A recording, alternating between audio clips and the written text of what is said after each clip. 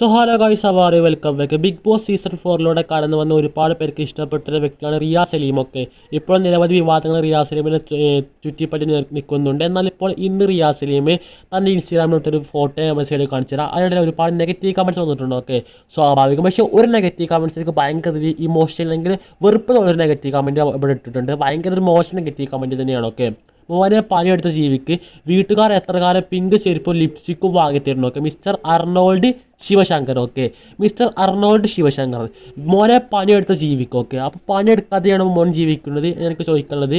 അത് റിയ സലീം എന്ന് പറഞ്ഞ വ്യക്തി സോഷ്യൽ മീഡിയ ഇൻഫ്ലുവൻസറാണ്. ഓക്കെ, ഒരു സോഷ്യൽ മീഡിയ ഇൻഫ്ലുവൻസറിനൊക്കെ വെച്ച് ഇഷ്ടംമാതിരി പൈസ ഇടുന്ന പരിപാടിയാണ് മോനെ മിസ്റ്റർ അർണോൾഡ് ശിവശങ്കർ. ഇയാൾ കക്കൂസ് മാന്തിനെ പോലെയല്ല സോഷ്യൽ മീഡിയ ഇൻഫ്ലുവൻസറിൻ്റെ പണി എന്ന് പറഞ്ഞാൽ. ഓക്കെ, കാരണം നല്ല എഫേർട്ടാണ്, അത് മാത്രം ഇഷ്ടംമാതിരി പൈസയും കിട്ടും. പിന്നെ വീട്ടുകാർ എത്ര കാലം പിങ്ക് ചെരുപ്പും ലിപ്സ്റ്റിക്കും വാങ്ങിത്തരും.